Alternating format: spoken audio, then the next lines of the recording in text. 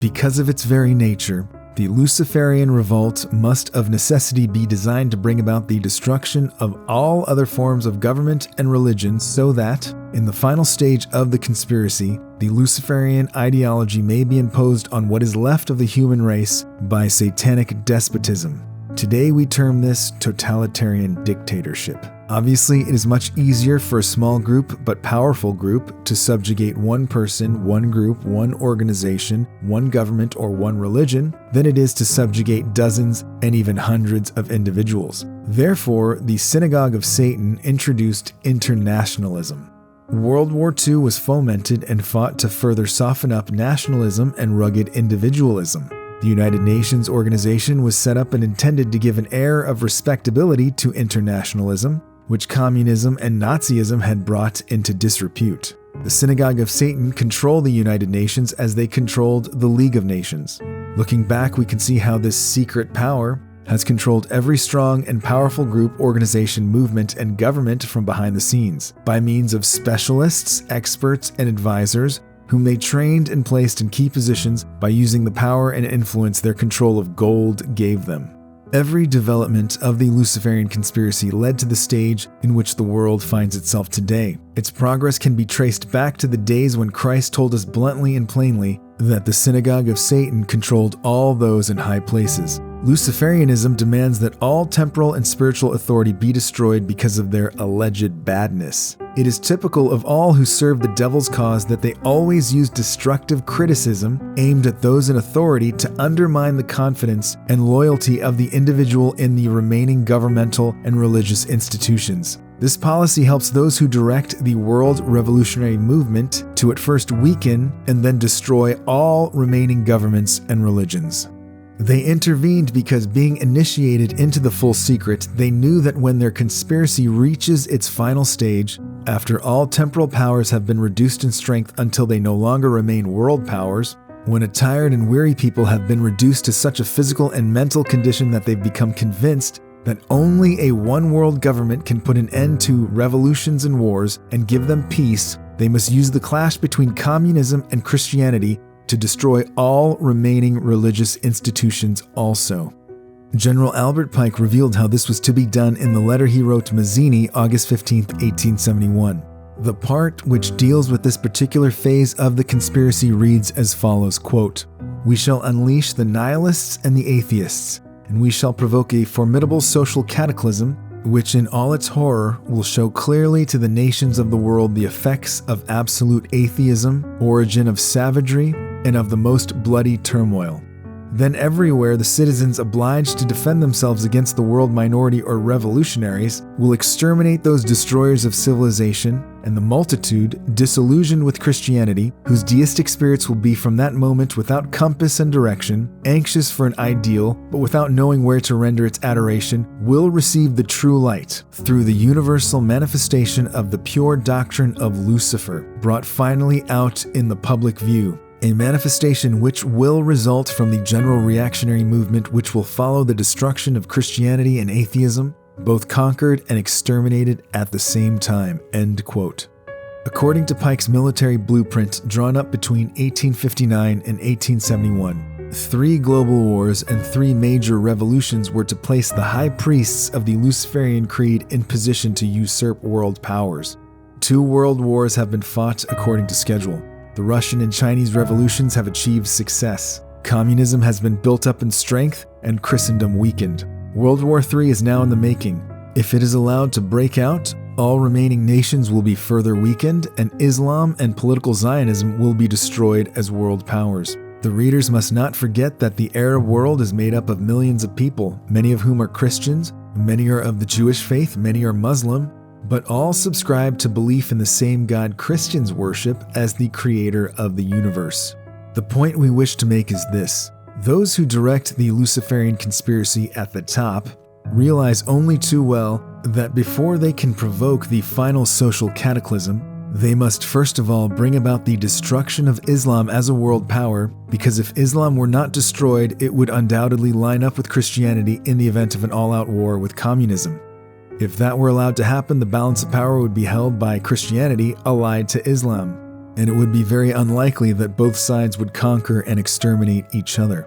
It is of the greatest of importance that these facts, which explain the political intrigue and chicanery now going on in the Near, Middle, and Far East, be brought to the attention of all political and religious leaders so they may take action to prevent the last phases of the Luciferian conspiracy from being put into effect, and bring to fruition the prediction made in chapter 20 of Revelations, i.e., that Satan shall be bound for 1,000 years.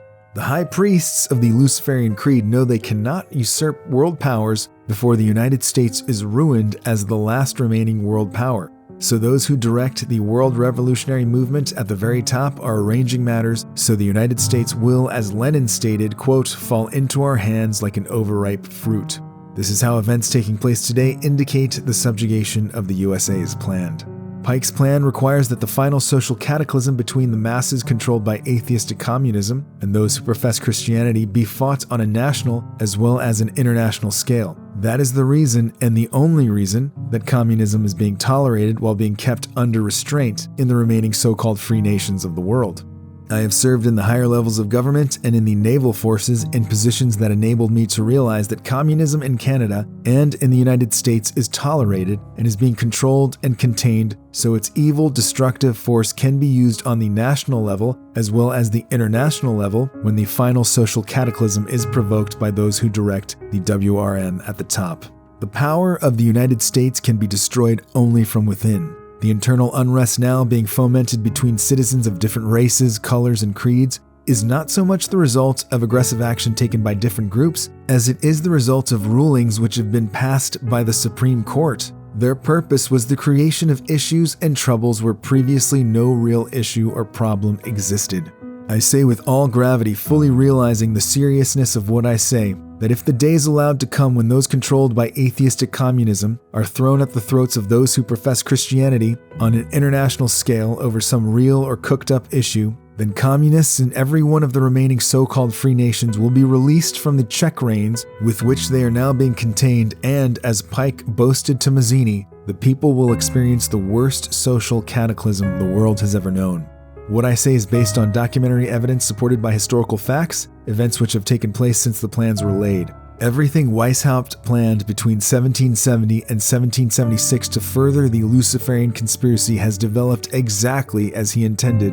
Everything Pike planned between 1859 and 1871 has occurred exactly as he intended. We are now on the verge of World War III and about to enter the first stage of the conspiracy. But what is of even greater importance? The Holy Scriptures confirm what I say. All a person needs to do to convince himself of this truth is to read Matthew 24, 1 through 35, and Mark 13, 1 through 30, and Luke 21, 25 to 33. The central focus of the UN mural is the phoenix bird that has risen. The phoenix bird is a symbol of Lucifer. Egyptians believed that the phoenix symbolized a god who rose to heaven in the form of a morning star like Lucifer after his fire immolation of death and rebirth.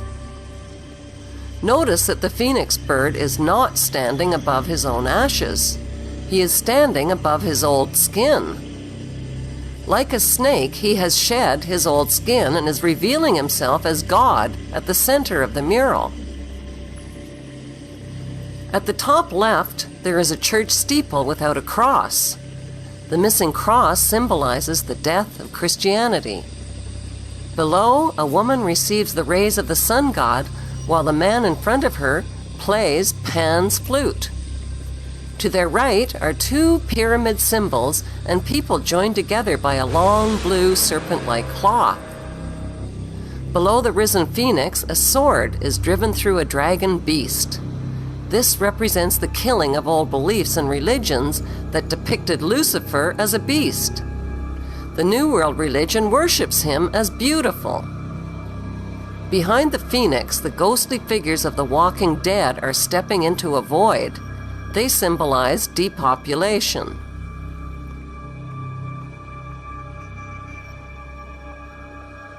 On the right panel, the pale horse from the book of Revelation is the bringer of death to humanity through weapons, hunger, and disease. The man is releasing him. The chained black man represents slavery, while the top panel of the mural shows a technologically advanced white race who control industry, art, and science.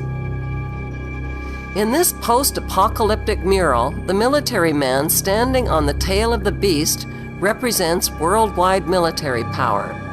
He tips his helmet to the elite, who are climbing out from underground cities where they safely hid from the apocalypse.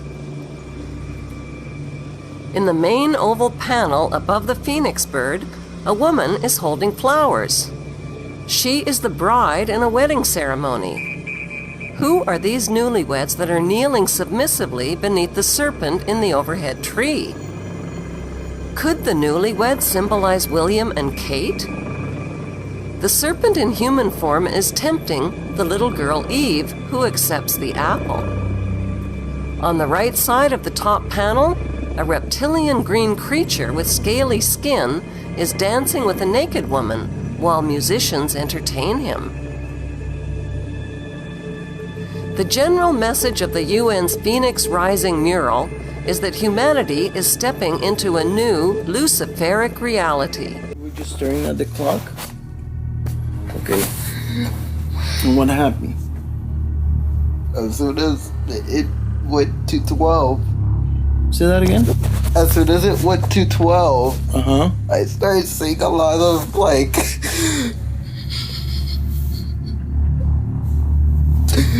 horrible things.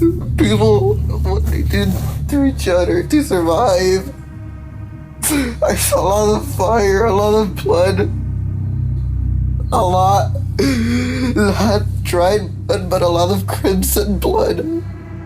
Okay. You were wide awake. It all hit me all of a sudden. People are crazy. Average people just... what you would think would be someone average would just come and... They turn crazy. They like start committing cannibalism. And they would like offer to... They'd make human offerings to...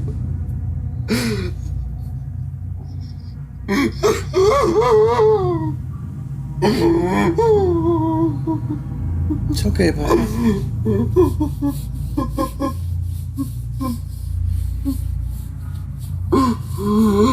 I was shown very clearly that we are all headed to total destruction, and we're actually headed to hell as well.